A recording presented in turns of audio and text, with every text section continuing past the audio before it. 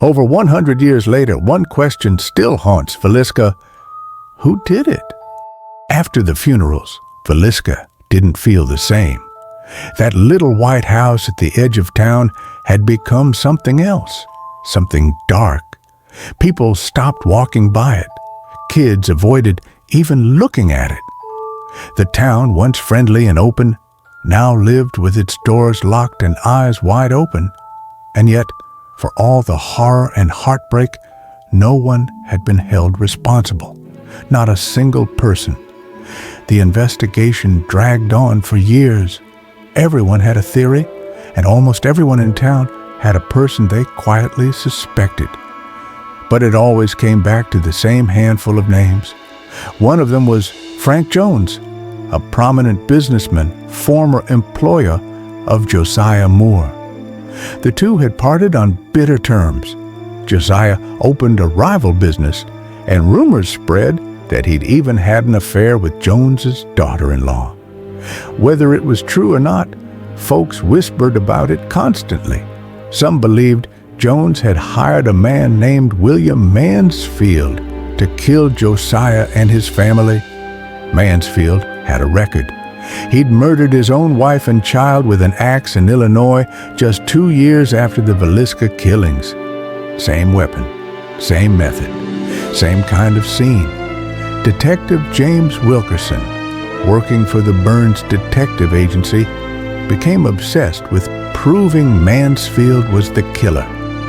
He connected Mansfield to several other axe murders in different states: Colorado, Kansas, Illinois.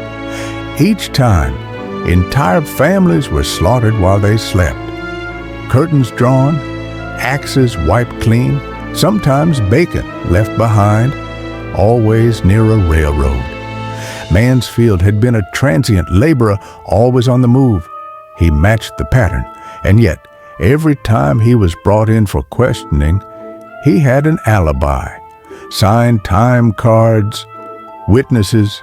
He was slippery. Then there was Reverend George Kelly.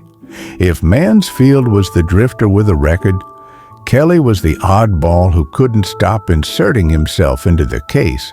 He was in town the night of the murders, attended the same church event, left early the next morning on a train.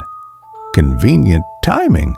People said he acted strangely, too interested in the case. He even came back to Villisca months later, pretending to be a detective. He told people he had visions, said God had shown him things about the murders that no one else knew. When authorities finally arrested him years later, they got a confession, or at least they thought they did. Kelly had signed a statement admitting to the murders, but his confession was full of contradictions. He kept changing the story. First, he acted alone. Then he said others helped. Then he took it all back. He was clearly unstable. During his trial, his defense painted him as a mentally ill man who had been coerced. And honestly, they might have been right. The jury couldn't decide. Hung jury the first time, acquitted the second. Just like that, Kelly walked free, and the case stalled again. In the meantime, something else started to grow around the case, not just curiosity or outrage, but a kind of obsession. Reporters kept the story alive. People came from out of state to see the house, to walk through the rooms where it happened. Over the years, the story turned into something bigger than the facts, a mystery with no ending, and for some, something even darker. People who visited the Moore house said they felt watched, touched. Some heard footsteps in the attic. Doors creaked on their own. One woman said she heard children's laughter coming from an empty room. Paranormal investigators came with cameras and gadgets, convinced the house was haunted. Some brought psychics. Some stayed the night. Others couldn't last more than an hour. The attic, where the killer supposedly hid, became the center of attention. People reported seeing shadows up there, orbs of light, whispering voices. A few swore they saw a figure holding an axe just standing in the doorway.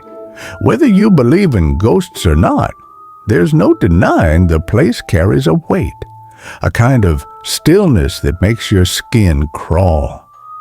The truth is, the longer the case stayed cold, the more it became legend. The people of Villisca moved on, but they never forgot. The house changed hands over the years. Some owners tried to live in it, but most didn't stay long. Eventually, someone restored it to look just as it had in 1912. No plumbing, no electricity, just old wood floors, dim light, and silence. A time capsule of tragedy. Visitors today can take tours. Some come for history, some come for ghosts. But everyone walks away with the same uneasy feeling that whatever happened in that house, whoever did it, something was left behind, something unfinished. And yet, we keep asking the same questions. Why didn't the dog bark? Why would someone cover every mirror and block every window? Why dismantle lamps and place them so neatly? Why eat food in the house after killing a family? Why stay? Whoever it was, they didn't just kill. They performed a ritual. And rituals come from deep places, either of belief or madness. Some think the killer was a stranger, a faceless traveler who rode the rails, choosing homes at random. Others believe it was someone closer, someone from Villisca, someone trusted, maybe even loved. That's the part that keeps people up at night.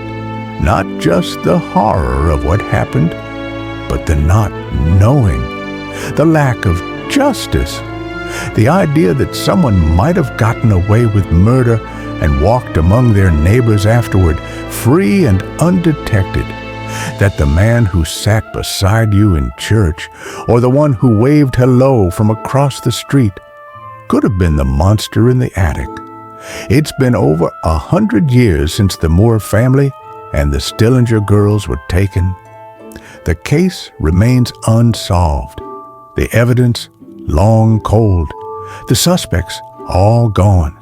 The house, though, the house is still there. It sits quietly on a corner in Villisca, just off the main road. The porch still creaks. The upstairs rooms still feel heavy. And the attic, well, the attic still watches. Maybe that's why the story never truly ended. Because the silence of that house keeps asking the question that history couldn't answer. Who climbed down from the attic that night, and why? And are they still out there?